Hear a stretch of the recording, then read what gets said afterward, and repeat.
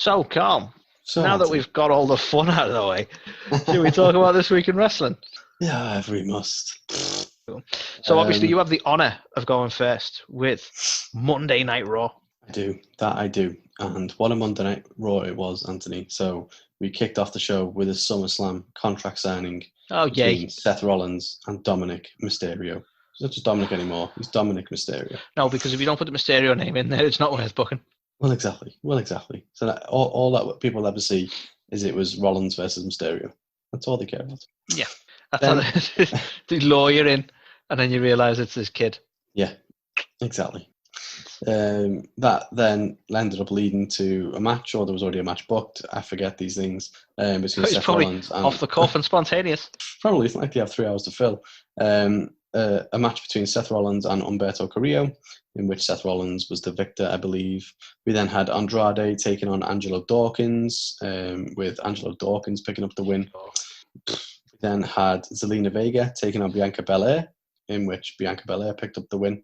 Apollo took on Shelton Benjamin with Shelty B in the win column. Mickey James returns. That was interesting. Not really, if I'm honest, but Okay. she's back. We I'm not had gonna complain.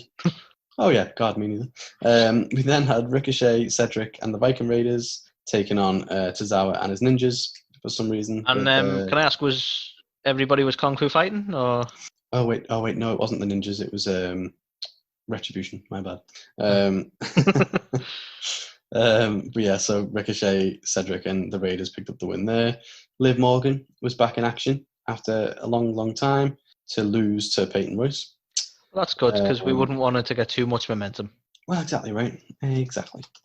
We had Asuka taking on Bayley. If Asuka was to win, she would get an opportunity, I believe, or something against Sasha. I can't really remember, to be perfectly honest. To be honest, the whole, like, as much as I actually quite enjoy Bayley and Banks as the champions, the way everything's being booked towards SummerSlam is a fucking mess. But we'll talk about that. Yeah. So I think it was so Asuka will take on. Sorry, yeah, I Sasha. didn't answer that one. I think I'm confident it was, because that is definitely booked now for SummerSlam. So I think it's come from this match. Okay. I think it was just I was more confused based off SmackDown shenanigans, but we will come on to that. No, later. she's doing both again. Okay. That makes perfect sense. And then we got some more Raw Underground. Yay. Which 'Cause we wanted weirdly, that. not to railroad, but weirdly, apparently the Hurt business haven't took over it. Apparently, Exactly. It's under new management, except it's still Shane. except we forgot about that. Yeah, makes perfect sense. And then we had probably one of the better main events of Raw in a long time. Randy Orton taking on Kevin Owens, with Randy Orton himself picking up the win. So I mean, you can't deny they put on a good match, really do. With it was certain decent. things happening too. Certain things did happen. So the highlights of the week. So again, exceptional mic work from Seth. So I'm not too sure why Samoa Joe was involved in the whole thing now, but let's overlook it. He originally was involved, and then he disappeared forever, and then came back on the announce table. But if you remember, him and the Viking Raiders kept getting shoehorned into Seth's little feuds all the time. With Owens. With Owens, yeah. And I think he probably just remembered that slightly. Yeah, well, I think it was last week he had the beef with the commentator and Joe got involved, and this time he was facilitating the contract signing and he's involved again. But yeah, like Seth, he's playing the victim card, which is what makes me laugh so much about it. Just because it's not his fault and he didn't want to do this and stuff. And yeah, I'm quite digging him at the minute, Seth. I think he's doing well with what he's been given. His character is probably what's saving the whole story. Like I've not been big on Dominic anyway, as like someone being pushed to this level at this point.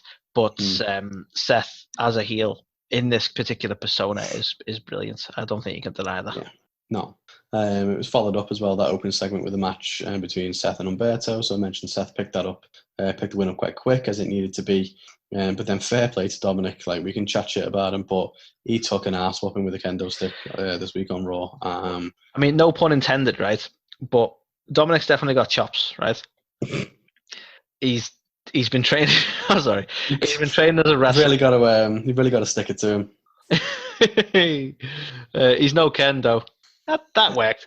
Anyway, like I can't deny he's willing to take a beating, right? And he's definitely been working on his in-ring work. It just annoys me, the nepotism that's there. The fact that it's like, well, you're a Mysterio, so you're gonna just jump right to a big fucking match on one of the big 4 pay-per-views of the fucking year. Yeah, like I'm not. if you were an NXT talent, you'd be so fuming at that. God, You yeah, know you when would. when you look back on CM Punk having his fucking rants that he did all the time, and he moaned about like not being able to main events because Dwayne's come back or something like that, and it's like, yeah, because all WWE care about is a name and bankability, don't they?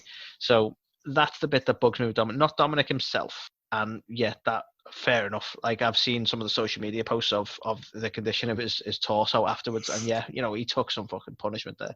Yeah, no, I think like for me, he should not be taking part in a SummerSlam fucking pay-per-view. Like if it was a small match at Payback or something like the or week even later, a backlash, I'd fine. forgive. Well, exactly. Because right? he took some backlashes. Hey, okay, that's my last one. You're here all night. But yeah, so I don't know. Fair play to him. He took a good beating there. But yeah, the thing that made me laugh though is Samoa Joe was sat there on commentary the whole time, and he just sat there. Yeah, like why bring him into this? Why bring him into the storyline and be like, oh, and if I was the one laughing at you, Seth, and then he sits there and just watches and like doesn't get up. You make a good point, because was it just me, or were you expecting like some sort of sudden cocaine clutch out of nowhere? Oh yeah, I thought, well, okay, well Joe's clearly at ringside. He's gonna, save him, and he just didn't. And like you could see him afterwards, and he was just kind of like sat there like this. It's like you lazy bastard. Just Samoa's there like, fuck it, it's not my kid. Exactly. So yeah, I don't know. Like if you're gonna bring Samoa Joe into it, then at least have a reason for that, not just have him be dead invested 1 minute and then the next minute he's quite happy to just let him get battered and just sit there and watch it. Didn't make any sense. The next highlight of the week, tell you what, Zelina Vega, Bianca Belair, was fucking fantastic. I loved it. It was really, really good. I thought the character work was really good throughout. Like Zelina constantly being like, I didn't do it. Like, don't get me wrong, the whole story and where this has all come about is a load of shite. This match itself and the chemistry between these two, I thought was really, really good. However, I just wanted to. No, I'm only messing. I'm really enjoying some of the work they're putting in. We mentioned last week on the Twitch element of it as well. I think they're doing actually quite a good job of building them too. Even though it has kind of come out of nowhere. I'm enjoying the way they've done it. Yeah, definitely. I think like Zelina, she's not really known that much for her in ring work, but she played the she got tossed around basically.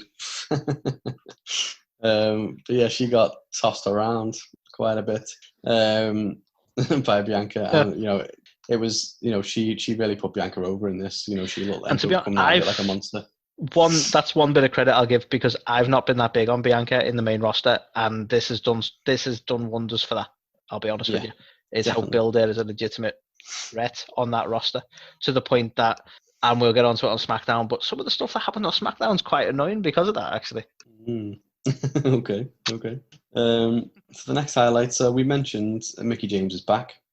Not sure why, but every time we see Mickie, we love us some Mickie. So the teenager in both of us is just happy to see her. Well, exactly. She Mickey'd my James. That's all I'm saying.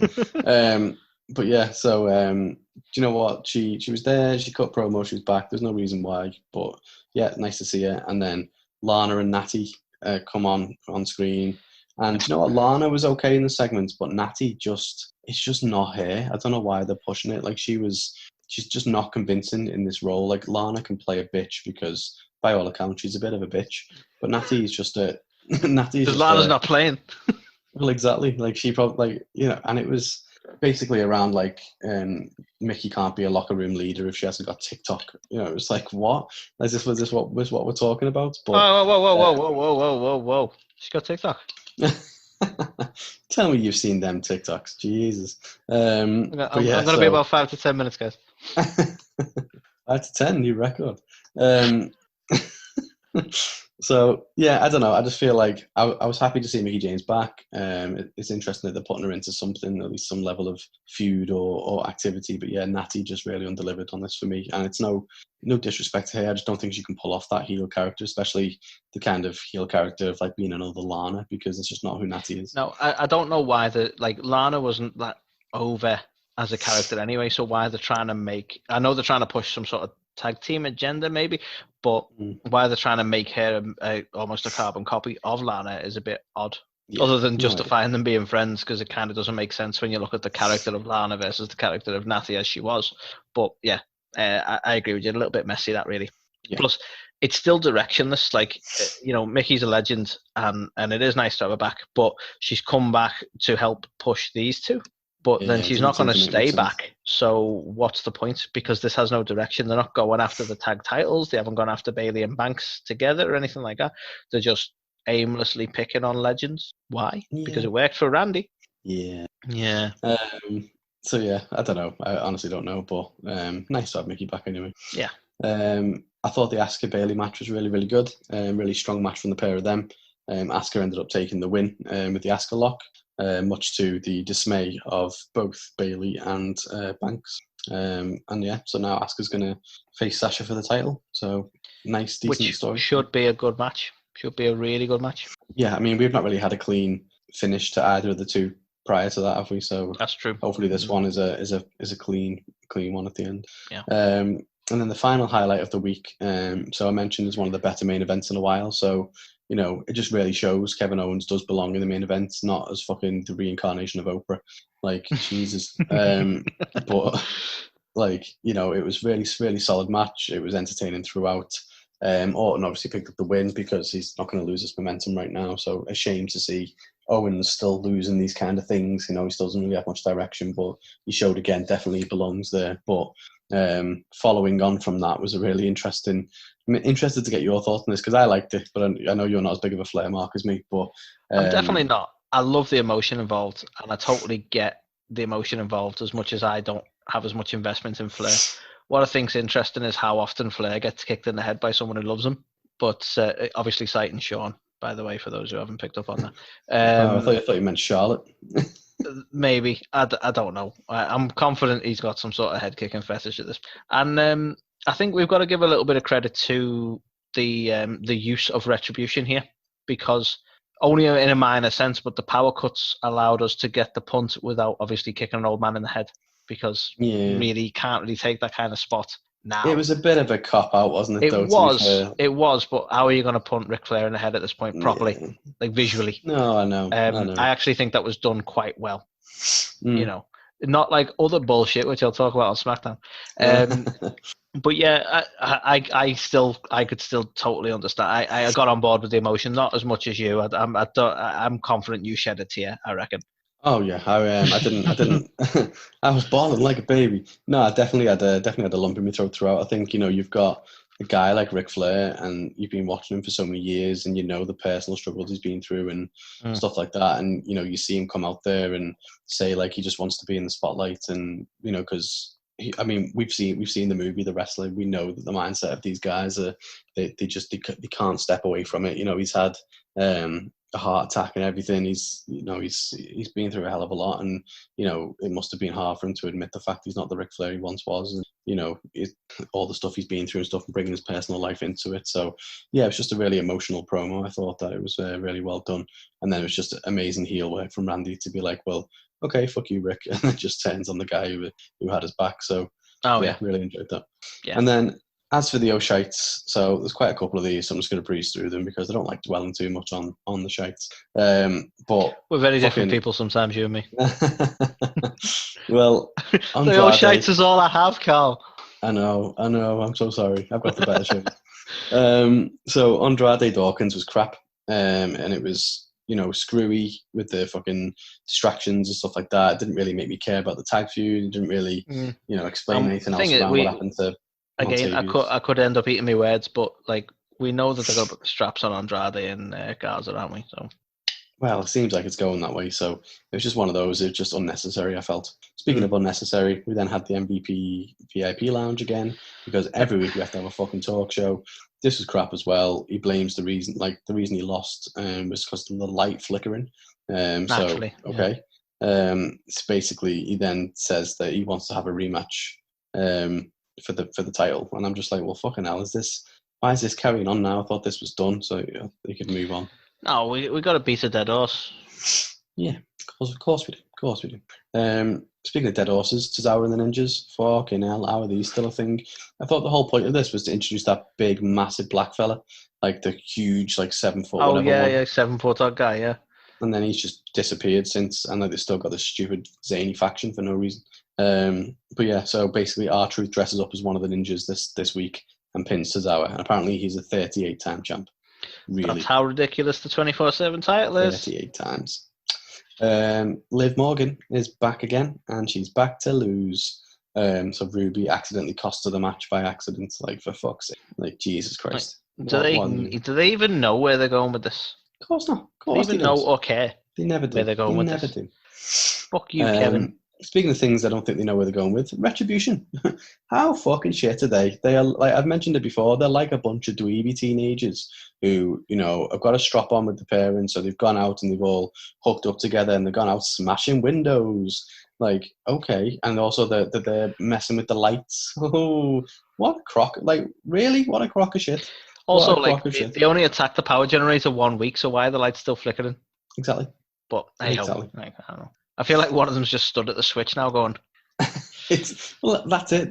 That's how pathetic it is. Like they don't look menacing. There's not anything about them that makes you think, oh, these guys. Like, literally this week, they threw a cinder block through a window and all was like, yay! High-five each other. That was probably more funny than it needed to be because the second cinder block just... The second one just... Exactly. Then they got the second one. There's another window right there. Through the hole. And it was like, didn't do anything. It was like, oh my God. Like, it was embarrassing. It's so stupid. And lastly, while talking about embarrassing things, Raw Underground. Like, we've already said it, but I thought the hair business were meant to be in charge. No, apparently not. Shane O'Mac's still there. Riddick Moss is back now. Okay. Why not? That's the guy I always forget. He was one of the 24/7 champs. That's the name. That's the one I never remember. Yeah. Riddick Moss. But you know what's the most ridiculous of all? How is it that the least convincing fighter in this fucking thing is Shayna Baszler, a former UFC MMA fighter? She looked fucking shit in this whole thing. Like, Dolph looked better, Riddick Moss looked better. Like, are you messing? Like, what is the purpose of this? Who is it set up to legitimize? What is the actual... It's funny you say that, you know, because I can't remember who it was now, but somebody actually, like someone big in the wrestling industry, apologies because the names escape me, they've actually said that Raw Underground isn't a thing. Like, it's purely a device to get someone over. So it's interesting you say that because the more I see of it, the more I think that person is right, whoever that person was. It's clearly just, and I don't know if it might actually be Shayna, as much as it didn't land. I don't know if it might be to get Shayna over as a badass again. Yeah, I mean, I don't know because, like, they've been booking her as a face lately, like against Nia and stuff, and against what's-her-face, Bailey and stuff. So I honestly don't know. I don't think they even know what they're doing with it. But yeah, this whole segment has made no sense, and the whole hair business in charge thing from last week, and then them not being anywhere near it, was just fucking ridiculous as well. So that being said, looking at the show as a whole, there was some quite promising bits this week, and some bits that I thought were really good, as well as some bits that I thought was really bad. So for me, it was a middle of the road kind of show. So I'm going to give it a 2.5. I think you're right. It didn't have a lot to offend me, but didn't do a lot. Like, I think a lot of the 2.5, because I'm going to agree with you on 2.5. I think a lot of that is down to like the really good work for building like Randy up and stuff like that. Like, that Ric Flair moment was awesome, and it builds up Randy going forward. So yeah, you know, there was some good stuff in there, but not enough good stuff. Yeah. So yeah, I'm with you on 2.5 there. Nice. So, shall we talk about NXT, Carl? We shall. We shall. Okay. So this was a whole lot of fucking nothing, to be honest with you, Carl. This, when you consider they're heading towards TakeOver Triple X, you know, the X-rated one, Carl. Oh yeah. Right. Sexy TakeOver. Yeah. It's going to be the same show, but no one's got clothes on it. Anyway. So they're building up towards TakeOver, so you'd expect something more, right? And I can kind of see what they're getting at, but I don't, right? So we start with Karrion Kross versus Danny Burch. What's Danny Burch? Anyway, with Karrion Kross taking the win, purely, obviously, building Karrion in the scene for Keith Lee, so it makes sense. But then I'm a big believer in, like, if you don't need to do it, don't. Like, they could have... I don't know how to feel about this because I didn't want a contract signing. I'm not about that. We both hate contract signings, the cliche. But at the same time, I didn't need to have a big squash just to get the match across that we're getting to. We know we're getting the match at TakeOver. Who's like, it's not doing anyone any favours in Karrion Kross beating fucking Danny Burch, is it? Exactly. So just make him look like, it was Danny Burch. You're not going to look badass from that. So Yeah, for me, this was sorry. I should just be listing the card and then talking, but yeah. So Karrion Kross took the win, Carl, right? And then we had Killian Dane versus Drake Maverick. Okay, sure. With nobody winning, we'll talk about that. We had Santos Escobar versus Tyler Breeze, with Santos Escobar taking the win. We had Mia Yim versus Indy Hartwell, with Mia Yim taking the win, which again that was pretty good for reasons. We had Damian Priest versus Bronson Reed, with Bronson Reed taking the win. And I'll mention it now, Carl. This was my match of the night, and it really shouldn't have been. Okay. We had Mercedes Martinez versus Mercedes Martinez and Aaliyah versus Casey Catanzaro and Caden Carter, with Mercedes Martinez and Aaliyah taking the win. Hey, what they fucking love alliteration, these, don't they? Fucking Mercedes Martinez, Casey Catanzaro, Caden Carter. I didn't want to say that, Carl, but I was quietly impressed with myself for getting through that one. I was like, yeah, I did it. I'm at the end. I'm going to go home. And then we end with Kushida versus Cameron Grimes versus the surprise return of the Velveteen Dream. And this was a North American ladder match qualifying match thing. And we saw, surprisingly, Cameron Grimes taking the win. That was surprising. Yes. So in terms of the highlights, Carl, and I mentioned it, my match of the night was actually Damian Priest versus Bronson Reed. And if you watch that match, they both fucking went for it. It was really good. And this is the best I've seen of Bronson Reed so far. I wasn't big on him when he came into it. And I actually thought he seemed a bit blown out awful quick. And he got I think he was up against Carrion at the time. And he got sort of dominated ultimately. And even when he's meant to be this big fella who could, he struggled to lift him and stuff like that. And I thought, he's not as good as they're trying to put him across. But this match between him and Damian Priest was really good. I thoroughly enjoyed it. And I've not been big on either of these wrestlers, so this, by all rights, shouldn't have been a good match for me to enjoy. But it put them both across really well. And it interests me more in Reed going forward in the North American ladder match thing. So I don't know what you thought of it, but I was actually really impressed with it as a match. Yeah, I think it was definitely one of the better. It probably was the best match on the show, to be fair. But I don't know what it is. I just don't find myself invested with most of the NXT roster, and I feel like these two are just Carl. It's a hard slog. Yeah, I feel like these two is just no different. Whether or not he had a good performance this week, it's still fucking Bronson Reed.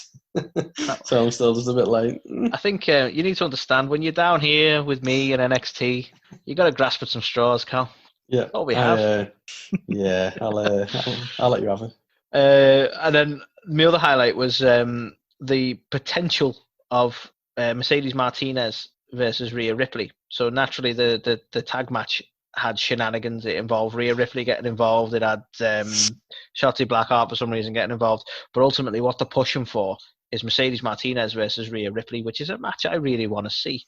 I think they booked Martinez as a powerhouse, and I would love to see her up against Ripley, who has also been booked in a similar way.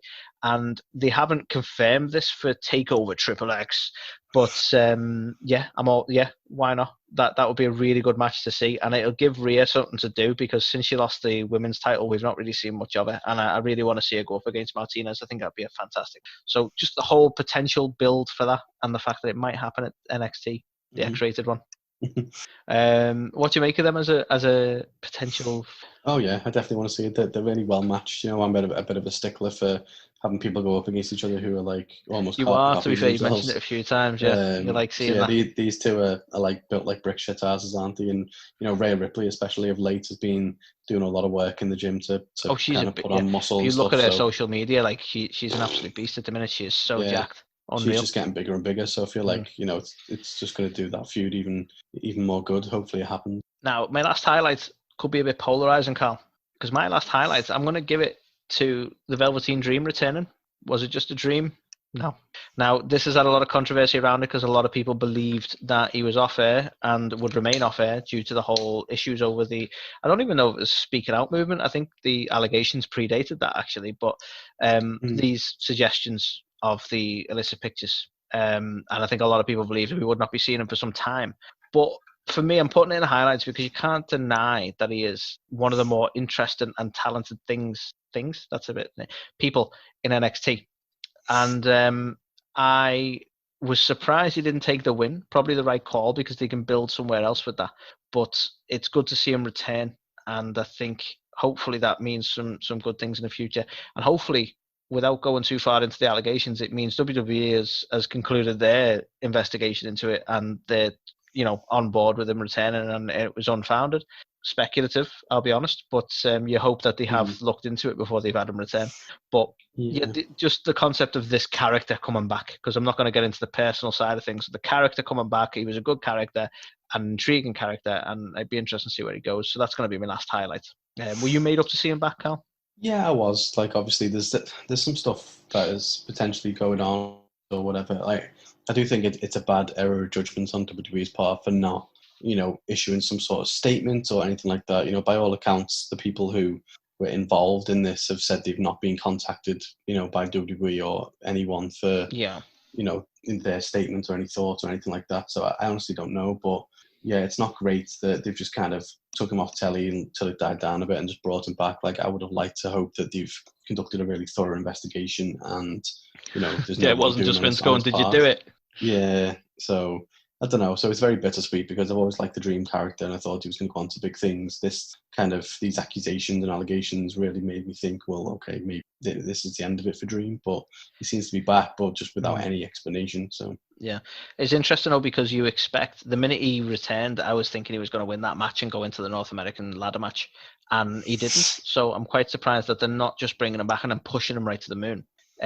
He's come back somewhat modestly. He's filled out that card, but he's not going right into that prominent scene at TakeOver. So are we going to see a lot more of him? I don't know, but it's good to see him back as a character. I'll stress. Yeah. So moving on to the O'Shites, Carl, and for such a limp, shite, useless episode, I only have two O'Shites really. The first one was how stupid and hokey that fireball bit was with Keith Lee. And for anyone who's not seen NXT and relies purely on me for the information, I'm sorry. But basically, they've done the whole contract thing. Keith signed the contract. No, Keith provided the contract and Scarlett signed it on behalf of Karrion because that's how it works. And then they pass him it back and it's clearly a lot thicker than it used to be. And then he opens it because he's a dumbass. And then he gets a fireball in the face. And it's not even so much about the whole idea of this fireball thing, but it's the fact that they tried to make out for the rest of the show like Keith Lee was seriously injured because of it. And it's like, it was a stupid fireball fucking thing. It looked silly. And then they tried to make it sound like it was serious. And I think that was probably the bigger issue with it. And that's my first O'Shea. Because what did you make of it, Carl? Did you, the minute, I didn't know it was going to be a fireball. I'm not that good. But the minute she handed him the contract back and you could clearly see something in there, like it was clearly going to be something. You know what I mean? Yeah, I mean, I don't know. But I wasn't expecting the fireball and stuff. But, this whole kind of thing has been done much bigger and much better previously. Like, an example comes to mind between Triple H and Goldust back in the day where, Triple H was hiding a fucking flamethrower underneath he was dressed up as Goldberg and he hid a flamethrower underneath his Goldust's coat, and then fucking shot him in the face with a flamethrower. Like, you've got that, and then you've got like a little hokey magic trick fireball. Like, so I've just been massively unimpressed with Keith Lee as champion, if I'm perfectly honest. I feel like the rise of Keith was great, but I feel like they're booking him like an idiot. Like, he's come around, he's going, I don't need two belts. Like, yeah, okay, yeah, you've only got one set of pants, that makes sense. And then he's there like, oh, this file doesn't. And like, what are you like? Why are you stupid? Like, you never used to be. What happened? So, he's an awful champion, unfortunately. I was all for him getting the belt and stuff, but no, he's bad. He's too much of a baby face. He's too like, I want to give everyone a chance, and I don't need this. Other people can fight for this. I've got this one, and he is a buffoon, and it's terrible. He's more hokey now than he was in the main event. If you've not seen that film, but the whole segment, like even like down to like, and I don't know if Kevin Dunn's in charge of this, so apologies, Kevin, if you're not in charge of NXT, but whoever's in charge of the camera angles, if you just fucking move the camera to the other side, you wouldn't have been able to see the fact that the file was loaded with something, you fucking morons. Anyway, I think if Kevin Dunn was involved, there would have been about 80 different camera cuts. So it just spun right around from every angle. Yeah. Welcome to the Thunderdome. Anyway, I'm so disappointed if someone doesn't say that on SmackDown next week. I think I'm waiting for AEW to pop back with Beyond Thunderdome or something like that, to be honest. Yeah. Anyway, my next O'Shite is, I mentioned earlier about Drake Maverick's match against the guy who was up against Killian Dane, went to a no contest. So nobody won. And the reason for this was because, as you'd expect, because Drake's been building up this incredible feud with Killian Dane for some time now. And naturally, they've both had to tag team up against the Undisputed Era because they both hate the Undisputed Era. And naturally, all this I've totally made up because it made no fucking sense, because what we had was a random match thrown together between Drake and Killian Dane, who'd not really had any history with each other. And then Undisputed Era interrupting that match, even though they have no history with Killian Dane or Drake Maverick and no motivation in which to interrupt that match. All because they want to book a stupid fucking match with a stupid fucking gimmick between Adam Cole and Pat McAfee for no fucking reason. Why was this all connected? I have no idea. I have no idea why they interrupted this match, other than they went, well, no one gives a fuck about these two, which is a massive, as far as I'm concerned, from a booking point of view and from a backstage point of view, is a massive, massive disrespect to both of these wrestlers that they've gone, we'll interrupt that one. We got no time. It looked like it could have been a good match as well. We've got no time because Undisputed Era are going to interrupt, and we're going to have this sort of build to a match nobody really fucking wants. Nobody wants to see Pat McAfee versus Adam Cole. I don't care whether he's apparently, I don't know Pat McAfee. Apologies, guys, but I know he's big in the US. But even so, even as a big star in the US, do you want to see him up against Adam Cole? Really? Is that how you want to see him in WWE? Because Adam much. I think we touched on it last week, and I think a few people have touched on it. Why not just have him come in as a colour commentator? Just have him there. He's got a personality. He's a bankable name. Doesn't have to fight another wrestler. Nope. So that was a massive shite because I was just kind of annoyed with that one. Overall, NXT for me, especially because the building towards TakeOver, was a 2. Not happy with it at all. Exactly the same score from me. There was some stuff that was okay, but on the whole, it was just a very nothing week for me. This is the thing. I can't give it less than 2 because there was content there, there were matches there. It was but it was all very okay. It wasn't good by any means, so I can't give it a 1 because it didn't offend me per se. But there was nothing. There was nothing a hyped up TakeOver, and we're getting very close to TakeOver now. Yeah, you'd never think it would. You wouldn't and this is the XXX one. This should be the best one. This is the sexy one. Okay, so now for the Superior Wednesday night show. I'll say this every week. It's true every Dynamite, week so far. Demo doesn't lie. The card for this week. So we had the Young Bucks taking on Dark Order, which was Stu, Grayson, and Evil Uno, with the Young Bucks picking up the victory. MJF gave an update on his campaign to be the world champ. The TNT title was on line with Cody taking on Scorpio Sky, with Cody retaining in what was a really good match. The tag titles were on the line, so Hangman and Omega took on Jurassic Express, with Hangman and Omega retaining. We had the tag team appreciation night with FTR, so we had the Rock and Roll Express, and we had Tully and Arn in the ring with FTR and the Young Bucks for a little bit of an interview segment type thing. We had Hikaru Shida taking on Heather Monroe for some reason, with Shida winning. And the main event was the $7,000 challenge, Jericho taking on Cassidy. If Jericho wins, Cassidy has to pay him $7,000 to replace the white jacket of his that is now orange and gets oranger every week, with Cassidy picking up the win. So he doesn't have to pay him a penny, which is very interesting. So in terms of the highlights then, all in all, this is a pretty solid show, so we mostly highlights. There's a couple of or shites rather, to call out. So the opening match, it was solid, but I've got to be honest and say it was nowhere near as good as the previous few weeks.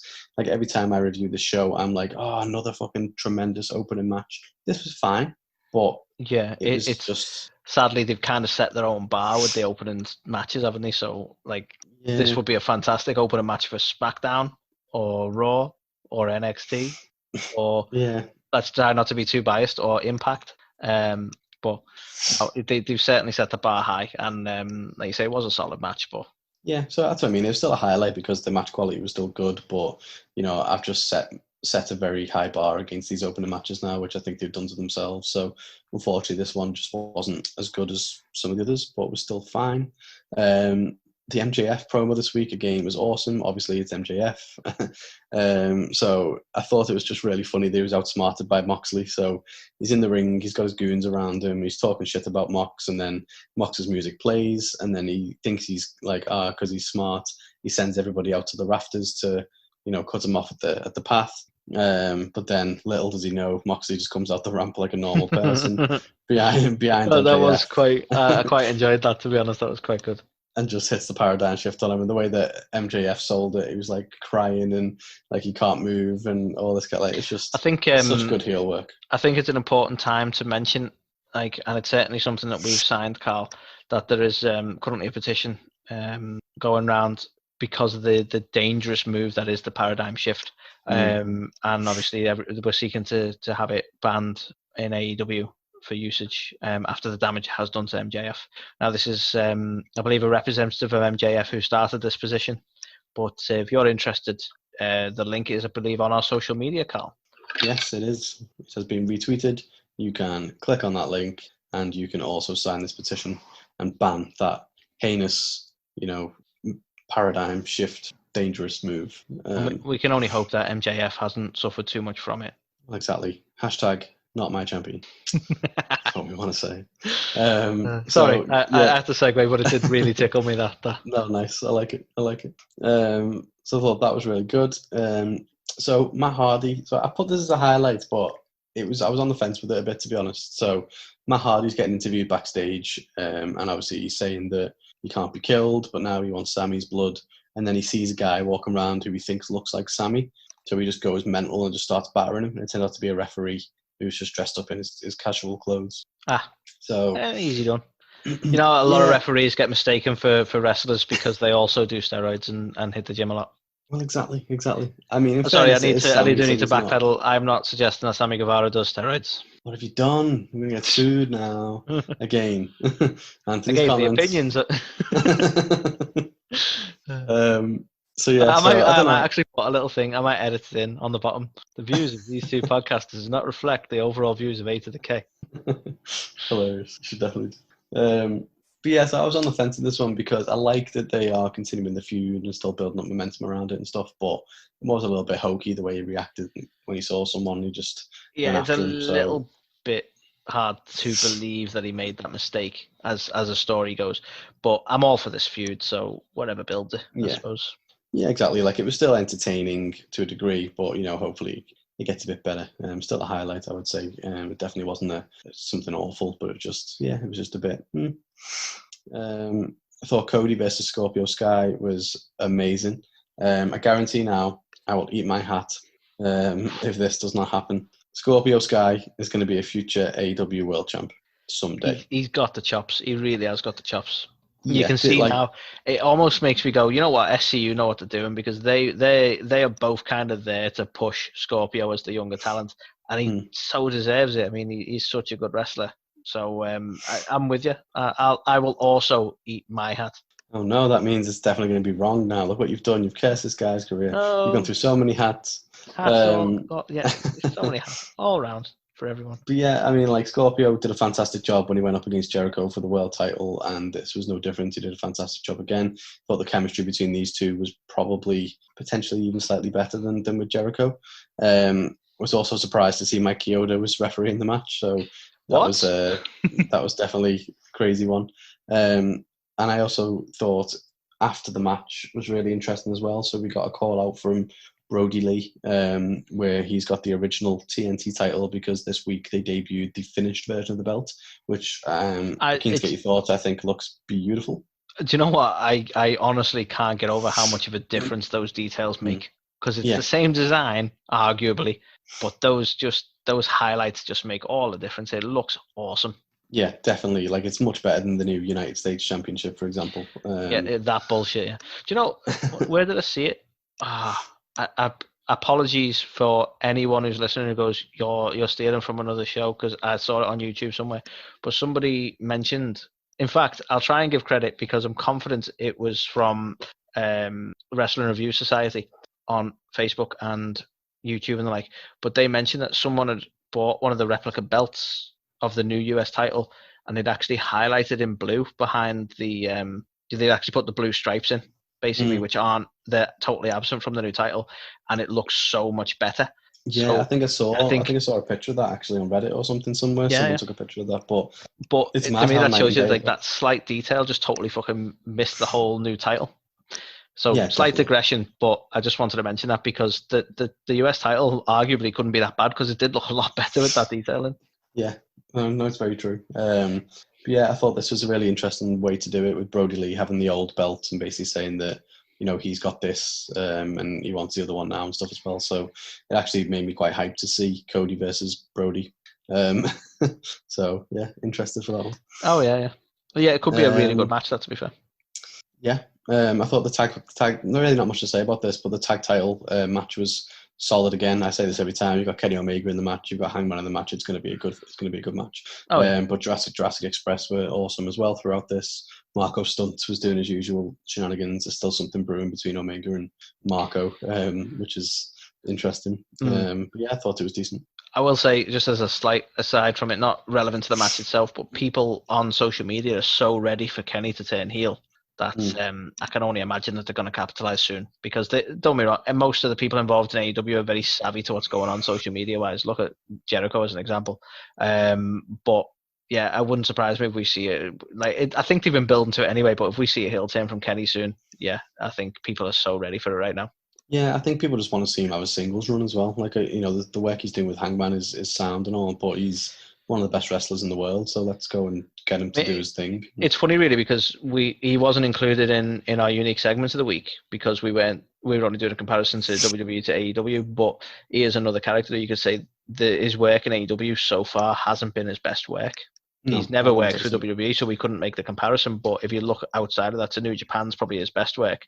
But yeah, you could argue that he needs a really good singles run now to cement his time in AEW. Yeah, to a degree. I don't know whether he's done it on purpose. Like, maybe he doesn't want to take up too much of the limelight and give others a chance to shine or something. It's a fair point. Yeah, definitely hasn't been like Omega of the Japan era, for example. Definitely.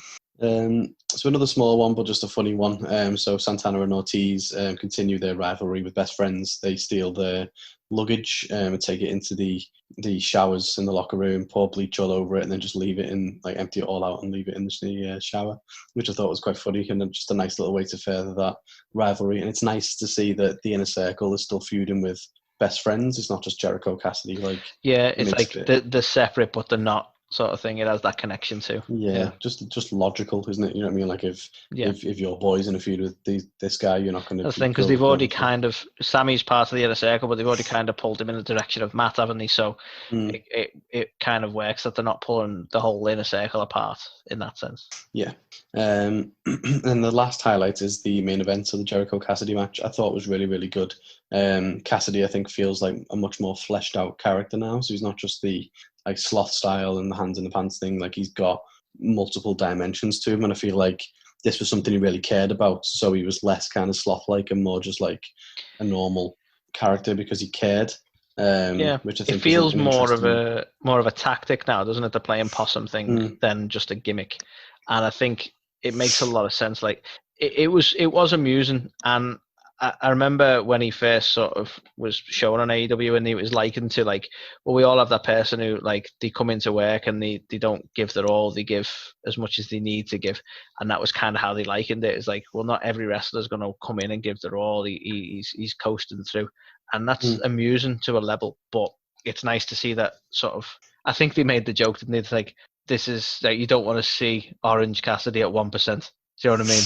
Yeah. And that does amuse me, but it is nice to see the sort of the passion that he's had with this feud so far. Look at the debate. Look at that sudden, when he was doing the sort of lazy kicks on Jericho's shins, and then actually hit him with the I was going to say sweet chin music. That's not what it is. The super kick, and just little bits like that you can see he sort of wants the win. Or wanted the win, because he's obviously took the win.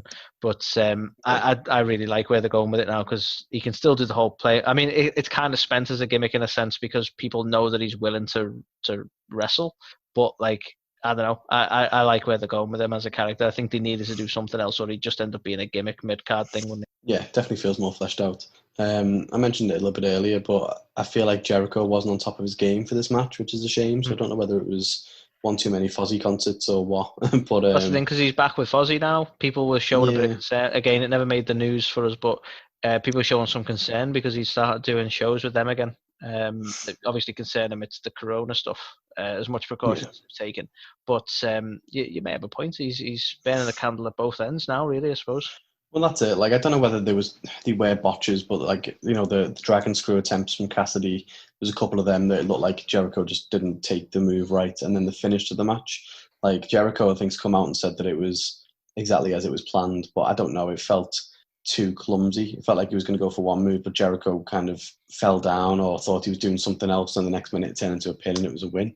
So even if that was the plan minute, the finish, it was a shit finish. But for me, it felt like it was botched. But you know, you can say what you want. Jericho's still a legend, and he's definitely putting Cassidy over in this. So you know, it's definitely awesome. Yeah, it's still a highlight. Yeah. But in terms of the shites, because we're not biased even slightly and we're fair, you'll mention these things. That's the joy of it. Well, exactly. And I've got some shites this week. So, firstly, it was Tag Team Appreciation Night, and you know they brought the Rock and Roll Express and Tully and Arn into the ring, and both, you know, were talking about how they inspired them. The Young Bucks with the Express, and FTR with Tully and Arn. So they went through all that. Tully was just a bit of a dick, to be fair. Didn't really add anything to the segment. Arn was a little bit rubbish as well. The Rock and Roll Express were cool, but then FTR basically turned on the Rock and Roll Express and like give them a fucking pile driver and stuff. And then everyone comes out, was like, "Oh my god, I can't believe you've done this!" And FTR like the heels again now, and yeah, I don't know, just felt pointless, to be honest. It just didn't really belong. I don't feel. I feel like I think the timing was off, to be honest. FTR haven't been around long enough for me to suddenly turn heel. It's like, we'll come in as heels then. You only been here like 2 or 3 weeks. Well, exactly. So I don't know. It just felt a bit out of character. I don't know whether it was used to go after the Bucks or what, but yeah, I wasn't a big fan. Another shite of the week was Hikaru Shida's match. So I know she's not got many opponents that she can face, but at the same time, does she need to be facing jobbers like this? Like trying to make out like she's beaten the whole division and needs new challenges. Well, you know, she hasn't actually beaten the whole division. If we're being honest, like fine, a couple of them can't work here, but like there's still other people surely than just jobbers for it to be. To be honest, like I don't know how you'd feel about it, because you could say that the in-ring work hasn't been massive, but look at both of the Nightmare Sisters. Either one of them could have had a match with her, and it would have been more legitimate than this new talent, as new to AEW as far as I'm aware, jobbing out. Like for me, it's like, well, all right, Brandy's not had a lot of in-ring work, but Ali's had a bit more than her. So I don't know. Like either one of them would have been a better option for me.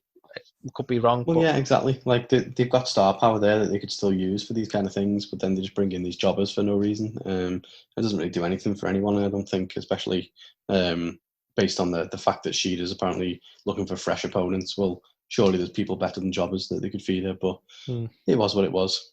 And so, Anthony, for the last shite of the night, as far as AEW is concerned, Lance fucking Archer, man. Dude, I hate him. He sucks so bad.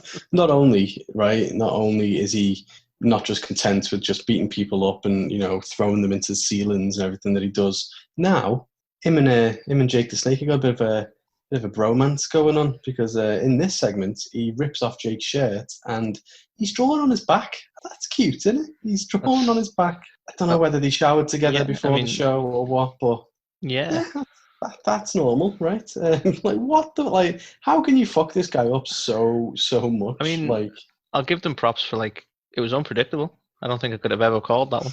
Well, yeah, I mean it's definitely unpredictable, but what is the rationale behind that? Like how do we get to a point where we're just accepting the fact that, well, okay, at some point Jake the Snake was topless and Lance Archer is drawing on his back, and then he puts his shirt on for this big, really? The Murderhawk monster? Let's really have a think about this.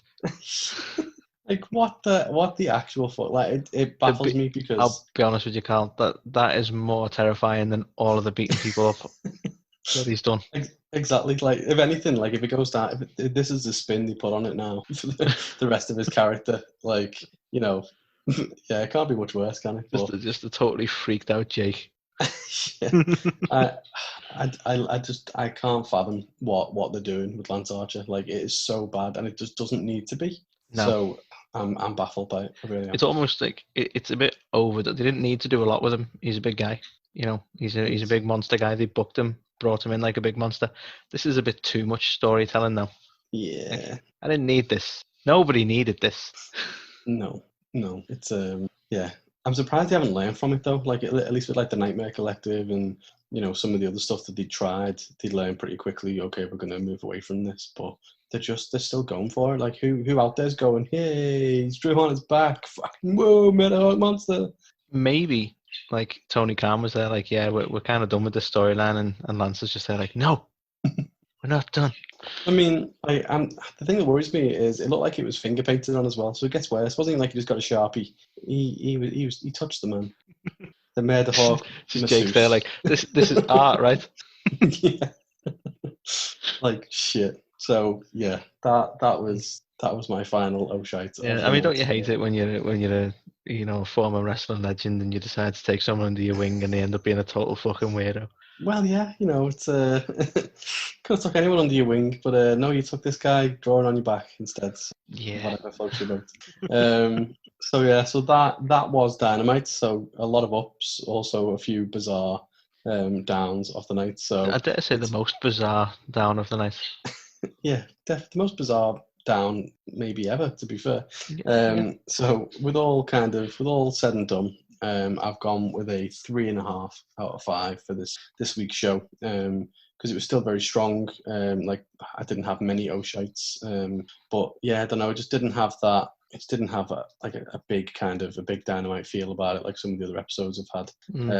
Cody and Scorpio was great.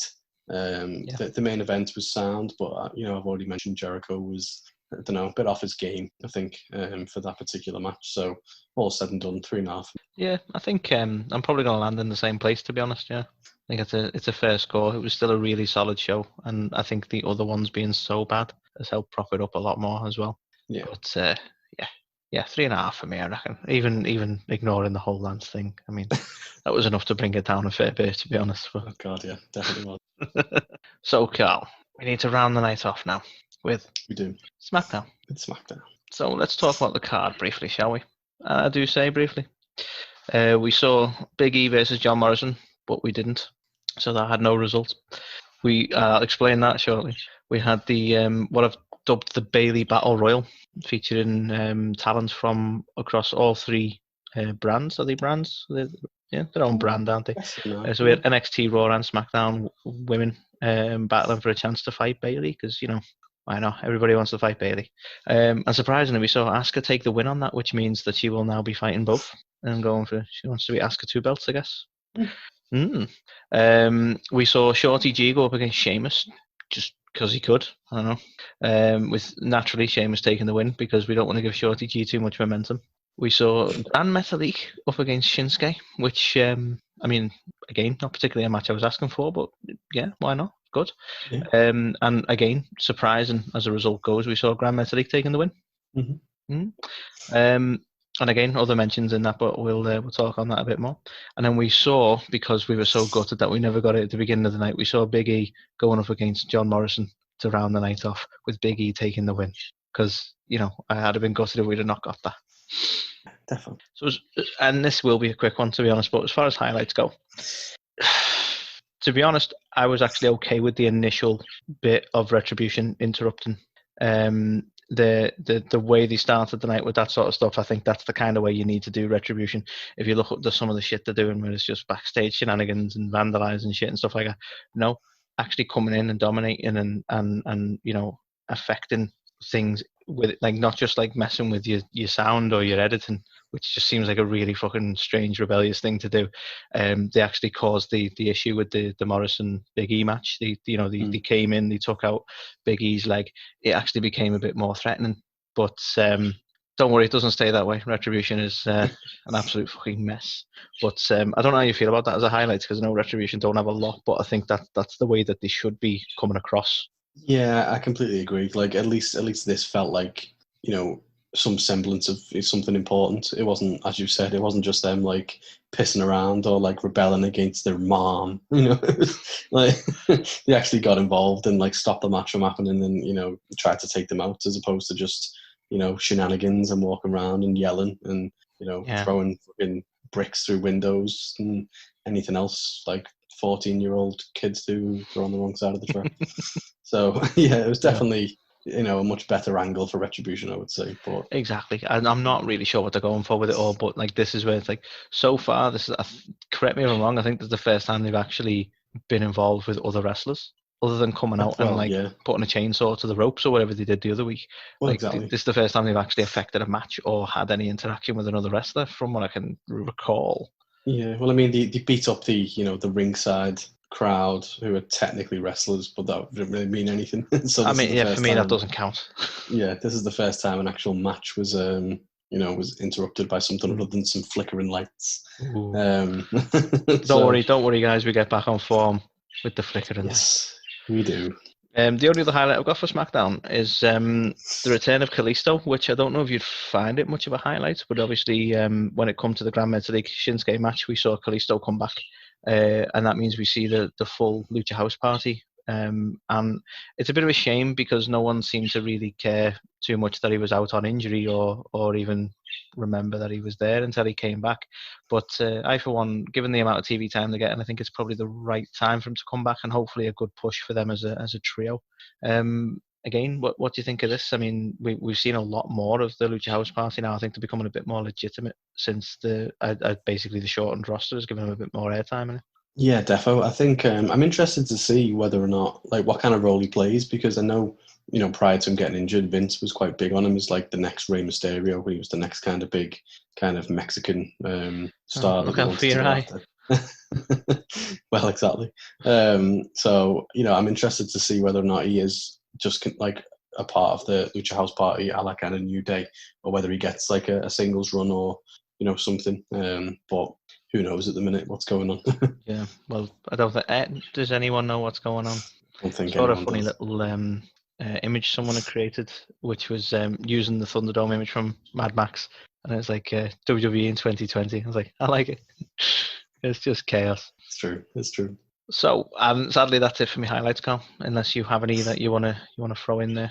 So there's a couple of things I see you've listed in the O'Shites, which I think I'll maybe argue a case against some of them as you go through them. Would you rather do me O'Shites and then you can argue against? Yeah. Yeah, awesome. Right, so first O'Shite is a nice simple one. It's everything else Retribution is doing. That was the one good thing for me, but the fact that we're still getting this, I find it distracting and annoying that they're affecting the screens, and that like a couple of bits here and there, like the way the hacker was being done, where it was like a slight static interruption. This is like shit, like screens being turned upside down and like dead air and stuff like that. And it's like I don't know. I struggle with everything else that they have Retribution doing. Like you say, that the vandalism comes across as childish and teenage. The way they're affecting the video edit and stuff is. And again, suspension of disbelief, we're talking kayfabe here, but at the same time, it's like this has been like, 3 weeks or so now? So you go, at what point are they going to stop people being able to get into the video editing truck, for fuck's sake? Well, exactly. Like, for me, this is the worst part about what it is they do. Like, the vandalism stuff, you can like, okay, fair dues. Like, the attacking people, okay, that's not too bad. But, fucking changing the program, like who gives a fuck? Like what is that? Like, you know what I mean? That's like the lamest bit of it all. Like the whole thing's lame, but them just like, oh, I'm gonna fucking make the screen go woof. We're badass. What? It's fucking stupid. It's crazy. Absolutely crazy. So yeah, just a quick mention on that, because I think we both quite clear that we weren't too big on how Retribution are being booked, but I thought I'll give it a little mention to the fact that it's still shit, even with that one good highlight I've put in there. The next one I've got, which I don't know, is it one of your first arguments? Let's see, is the women's battle royal, and how it was essentially damaging for everyone who wasn't Bayley, Sasha Banks or Asuka. We saw the inclusion of the likes of Lacey Evans and Naomi, and I believe that is a particular one to mention because it got a little bit pissy for people expecting Naomi to get a bit of a push after the whole, what is it, Naomi deserves better or whatever the fucking hashtag was. Did you hear the comment from Corey Graves though on commentary? He said something like, "Oh, a hashtag isn't going to save you from this one," or something like that, and I was like, "Oh, what? Like, Jesus." It's unreal. And to be honest, like, I wasn't overly annoyed with that because like people are getting kind of annoyed with the fact that like she was eliminated. I don't really think she's done a lot recently. And she deserves it. She's a very good wrestler, but you need to build these stories up. I don't think she's done a lot recently to suddenly be in the title scene. But what I think they are doing is building up to a match between her and Lacey Evans, which like a proper match, not just some bullshit. So yeah, I'm cool with that because it was Lacey who eliminated her. So that works for me. I can work with that. But obviously we saw a number of NXT talent come through. So many other people who basically could have had a decent opportunity and it could have been more interesting. And they're going for this Asuka thing where it's like, I'm nothing against Asuka, but it's like, why are we trying to do this whole 2 belts thing again? Like it was kind of overdone anyway. You know what I mean? Yeah, it doesn't make any easily could have done it better. Unless they were planning to unify the titles. What is the point? And from what I can see, there's no plans to do that. I think this battle royal for me shat on all the SmackDown talent. It did. Not just the SmackDown, it shat on NXT. This could have been a good opportunity to bring some NXT talent over and have them actually go for one of these titles. Yeah, bring someone to the main roster, maybe. Was it? I can't remember. Was it Tegan Knox or someone who was one of the final ones in it and had quite a good showing? I think it was Tegan. Yeah. Yeah, so I don't really know that much about it, if I'm honest, because I'm not an avid NXT watcher. Obviously, I do try and keep up. That's hilarious.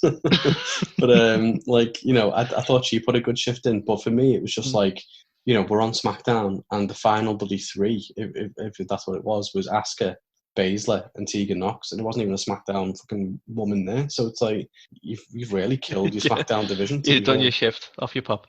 Yeah, and it's unreal. And like you say, unless they're going to unify the titles, which I think would probably be a good move for the way the roster is. I don't think, because we get a lot of repetition, because the women's roster, although it's one of the bigger women's rosters as far as wrestling goes, it's still not massive enough to do what they're doing. So you're getting the same handful of people. Admittedly, they don't have to do that as much as they are doing. Like, it doesn't have to constantly go between Bayley and Banks as it is, but even so, unified. Yeah, I've said the same for the women's tag belts. You need more tag teams for them to be legitimate. I've said the same with the men's tag division, that you shouldn't have 2 sets of tag belts for the same problem, that there's not enough tag teams. So yeah, for me it's a similar issue, but we can always dream, Carl. They might unify them. I mean, I'll tell you what the storyline is right now, right? Is that we're going to have Asuka lose to Banks but beat Bayley. And then we're going to have Bayley losing a shit against Banks because Banks was the one who didn't lose. Yeah. We're going to push into that heel turn. That's what we're going to have. Yeah, it's been leading to that for a while, hasn't it? Like, Banks had played second fiddle to Bayley for ages. And now, Banks has been able to get that belt. And now it's like Bayley who's having to go through the shit and getting put into these matches and stuff. So the whole thing's reversed. So it does seem like that's the writing on the wall. Bayley's going to lose. And then that becomes finally what we expected for a while, which is Banks and Bayley. Yeah, and as much as I think they've played the storyline out quite well, it'll mean that we'll probably end up with a title match between them fucking 2. And we'll still constantly just have Banks and Bayley in matches. There you go. Yeah. I don't mind it as an end to a story, especially if they are heading that direction. Right, so the next shite I've got is Mandy and Sonia, and I can't imagine this is one you're going to argue with me on. Surely not, Carl. No. What is their deal with hair? They fucking love it, don't they? Like, Jesus Christ. More Sonia than anyone, because Sonia's like really, she doesn't like blonde people. She cut off Mandy's hair. It's all about hair, and now she's gonna shave her head apparently. I think this is probably just a mechanism. I'll call it now. Sonia's gonna lose, and she's gonna go for a short-haired look in future. That's what this is about. 100%. Extreme hairdressing. That's all this is. Yeah, exactly. But yeah, hair versus hair match. I mean, all right, I can recall me in the early 2000s watching Edge versus Kurt Angle for the same fucking reason, and I didn't have an issue with it at all. But it's not a sexism thing; it's the fact that this is just fucking lazy. We didn't even know they were still feuding until last week. But hey, here we are. I think it is just the whole kind of predictability of it. Like, there's no way Mandy's going to go bald. Like, she's already had a haircut, and she's, before you know it, she'll have her extensions back in again, and it'll just be what it is. She didn't really have a haircut, was it? She had her extensions trimmed. We're going to have Otis cash in on this match and lose his hair. You know what? Fucking hell. That's something they would do, that, isn't it? Let's be honest. But no, I think it is that. I think it's just a way for Sonya to have a bit of a change up with her look and have, like, probably, I can see it now, she'll have, like, one of those kind of looks where it's, like, all shaved at the the sides and the back, but then she'll have like quite a bit of hair on top or something. Yeah, similar to like Rhea Ripley, that kind of thing. Yeah, that kind of thing. So yeah, because I didn't know if they were gonna like she was proper gonna go for it and be like that. Like apologies, can't remember the name, but you remember the lass in the Straight Edge Society who shaved their hair? Oh, Serena or something, wasn't it? Yeah, it was at a time when I wasn't fully watching wrestling, so can't recall properly. But they had a short haired lass there who was like basically like stubble, and you never know, she might go full extreme like that. But I'm calling it now. Sonya's gonna lose that one. Yeah, agreed. But yeah, that was an shite, stupid fucking match. So, this might be the one you argue with, surely, right? So, I needed to have a moan about some elements of it. Is the bit that I think you might be in favour of, and that was the hokey AJ Styles phenomenal intercontinental statistics system, which acronym is delightfully fucking loved it. Loved every second of it. The fact that his statistician, whatever the guy is Abyss from TNA. Exactly. Fucking How Joseph random. Park, formerly Abyss of TNA. Like the amount of times I've watched them two over the years, like kill each other, and now he's playing this. Right? I thought he was hilarious. I really liked his character. That kind of threw me through a loop, that because I'm like, oh look, a big muscle bound. What the hell? This guy's exactly. Like, I don't know. It just kind of I've not seen him in this capacity before. Because I believe he's been working behind the scenes for WWE for a bit now. But, you know, he's all suit and tie with the glasses and that he looks rather geeky, and he's sat down so you don't really pick up on it. But this guy's like, he's a 6'8" fucking monster of a man. Yeah, I just thought he was fantastic. His facial expressions and everything throughout the whole thing, and like the way he fucked it up, and it was like the permanent marker and stuff like that. And I thought Styles was really like comedic and funny. I just loved that whole segment. If I'm honest, I thought it was hilarious. Again, for me, I was a bit like it always comes back to piss, right? So I wasn't as enamored with you with that segment, but the bigger issue I had with this whole thing was Jeff. Because Jeff, who has just done nothing but get beaten up by Sheamus since he come back, and has been nothing but on the losing end and the struggling side of things when it comes to matches, suddenly is the best option for AJ and comes in all like gung-ho like he's the big it, you know what I mean? Goes for it and writes his name on the list, and it's like, well, hang on, like you struggle to beat, like, Sheamus is a big guy, don't get me wrong, but it's like, well, like AJ's proven that he's one of the best on the roster, so why do you suddenly think you can go for him out of nowhere? Like, I don't know, it just really throws me that he is the next option. And I know he's a legend and it's bookable and all this bollocks, but it's just the way they've booked Jeff up to now. Yeah, no, like the stuff Jeff's done since he's come back has been awful, hasn't it? The whole Sheamus thing and the whole was he drunk and all this kind of stuff that they were going with. But I believe, was he not meant to be an entrant in the IC title tournament and then he got took out of it? Yes, I think it was him and Elias were both eliminated, weren't they, from the tournament in the first place? And so, again, I don't mind if they hadn't have, like, literally, it's more about the matches he's had where it's been like a scramble to survive rather than a back and forth. Like, he has not looked legitimate for me in the ring at all. Like, Sheamus shouldn't be giving him that much of a beating that he's like scrambling to get past, you know what I mean? And every match I've seen him with Sheamus, it's like he's struggling to keep up. Like, Sheamus has definitely got the better of him and he's just trying to find a way. That's I don't know, for me that's not good. They've not booked him well at all. And no, you can give him it on the credibility of being Jeff Hardy and knowing Jeff Hardy's history, but not off what he's currently doing. I think, to be honest, one of the reasons I'm excited for it is because, you know, this will be where Jeff is fighting, you know, AJ, who's a much smaller kind of guy than the likes of Sheamus. So you get to think Jeff won't be playing the underdog.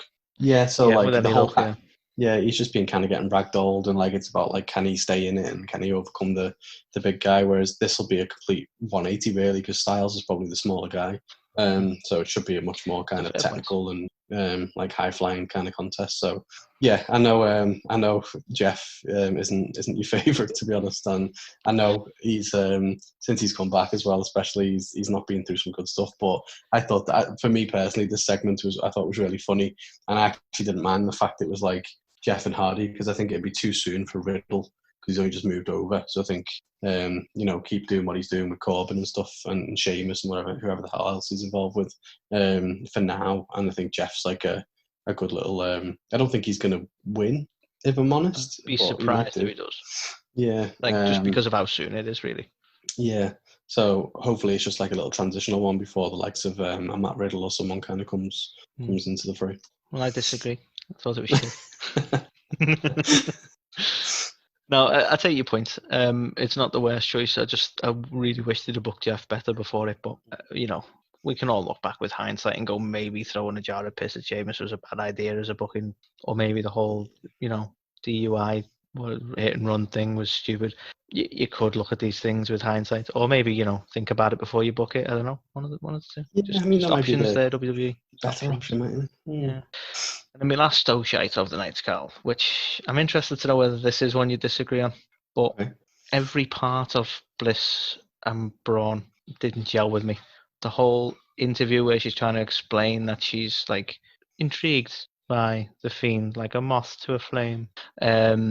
Or the fact that like she's like, oh yeah, I could be interested in Braun romantically, and then Braun's like apparently the bad guy in this now.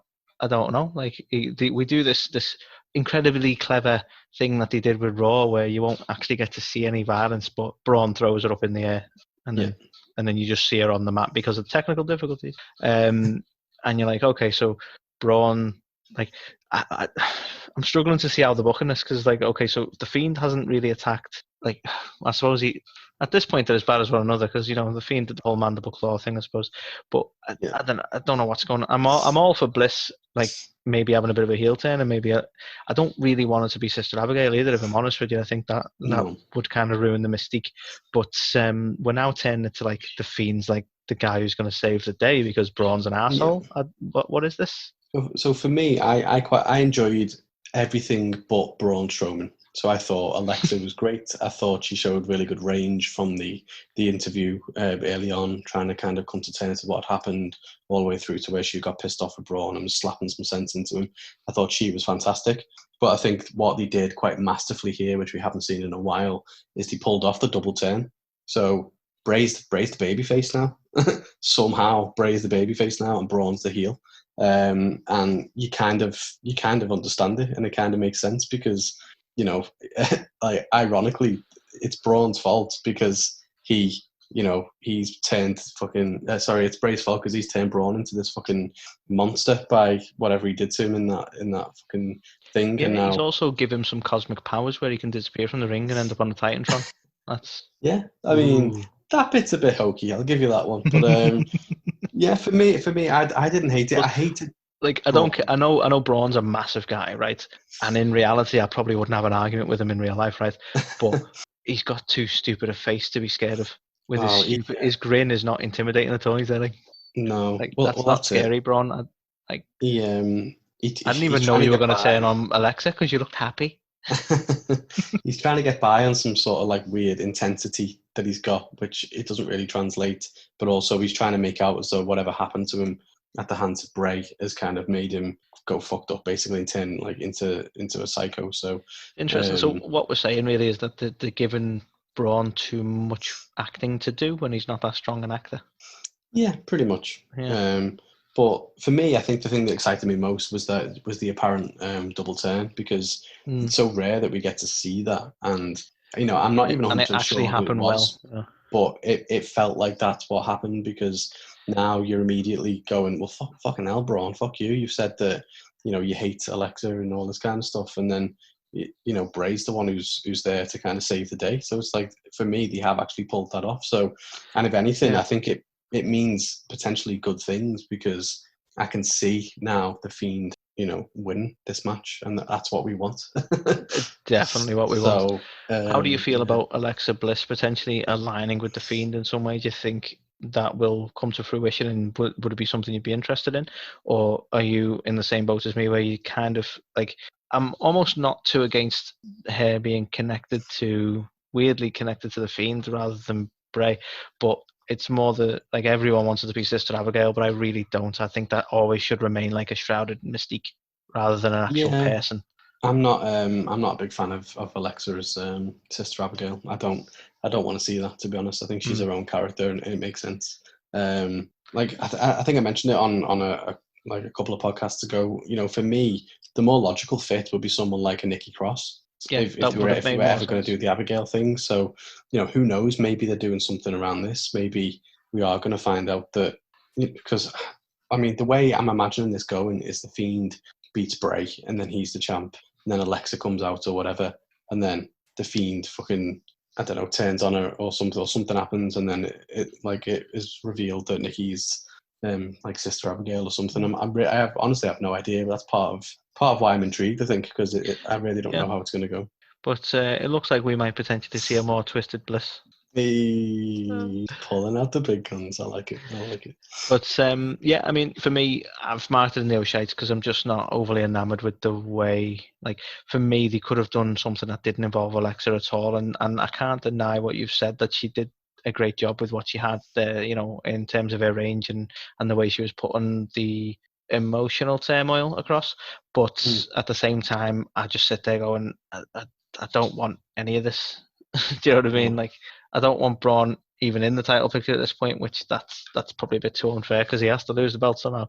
But you know, for me, I'm just like, let's get this match done. Let's get the belt back on Fiend, and let's get to a more interesting story, because this is the trouble. Like, Braun has had to carry Braun. No, he's not. Bray has had to carry this because Braun hasn't got the chops to go along with this sort of stuff. Like, it's very limiting. Like, you can't get behind any, like, the weakest cinematic we've had has been the Firefly Funhouse match, because was it the Swamp match, whatever you want to call it, because it relied on Braun as well. Like, if you look at all the other stuff he's worked with people who can I mean, don't get me wrong, you might not argue that they're not quite at Bray's level creatively, but even so, they know how to play the game. And like, the John Cena stuff was much more impressive than I ever expected it to be. I think John really, he allowed for that sort of character telling that was basically just it gave John Cena a lot of shit, and he was willing to go with it. You know what I mean?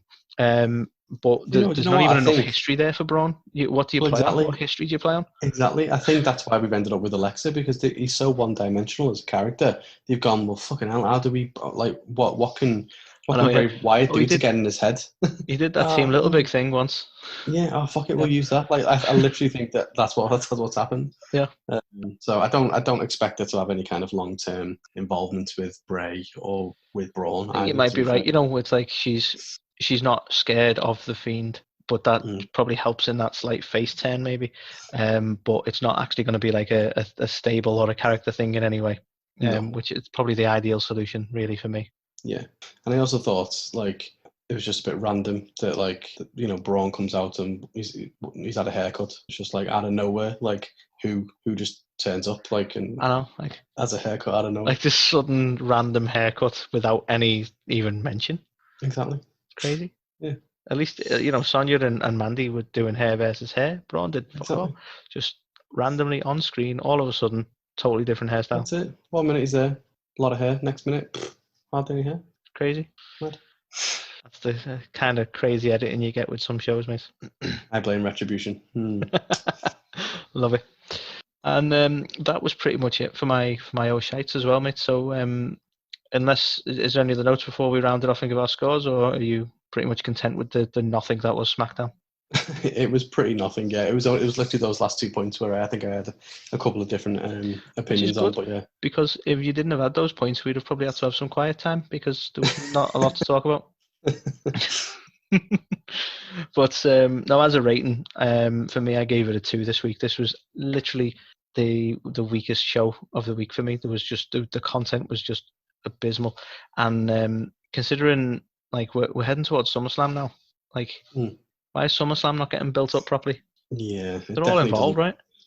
It doesn't feel like a big thing at all, does it? Like, other than maybe the Braun and Bray stuff, like, there's nothing on the SmackDown brand that makes you go, SummerSlam. Like, Raw, it's dominated by Raw. And for me, like, I've never been like a massive like SummerSlam guy, but you can't deny it's one of the big four, and it's one you usually get excited for. I always get more excited for Royal Rumble and WrestleMania, but I think that's the same for everyone. But SummerSlam's still a big deal.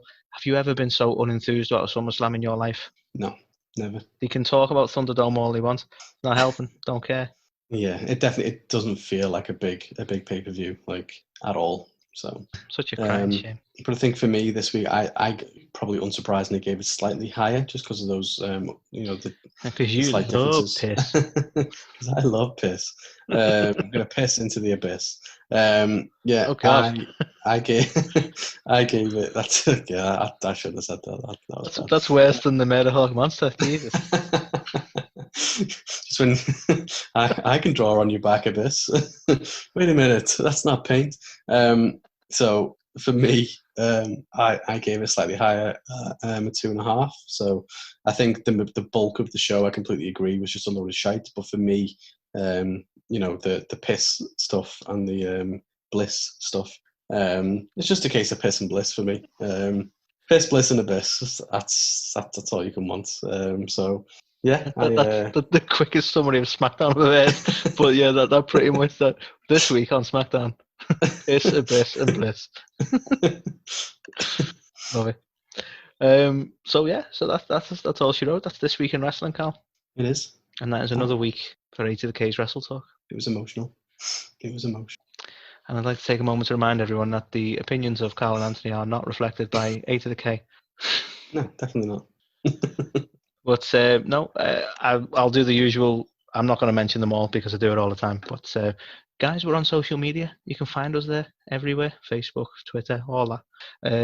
We're quite popular on TikTok, as it turns out. You can find us on YouTube. Naturally, we're everywhere you find your podcasts. Look us up. Recommend us to your friends. Like us. Share us. Love us. Until next week, guys. Yeah, take it easy. Greetings and salutations. It's your man CD, the fallen angel Christopher Daniels. And I'm out here in the Southern California sunshine, making my way through this quarantine like everyone else. Hopefully you're all home, safe, and healthy. I want to do a quick shout out to Carl and Anthony, who are the leaders of the A to the K Wrestle Talk podcast. You guys can watch that on YouTube, listen to it on Spotify, etc., etc. And I just want to say I appreciate their support. The guys at AEW, we wouldn't be where we are today if it wasn't for fans like you guys. And I'm sure Carl and Anthony feel the same way about all of you that listen to A to the K Wrestle Talk. So keep listening to A to the K Wrestle Talk. You guys stay home, stay safe, stay healthy, and I'll see you later.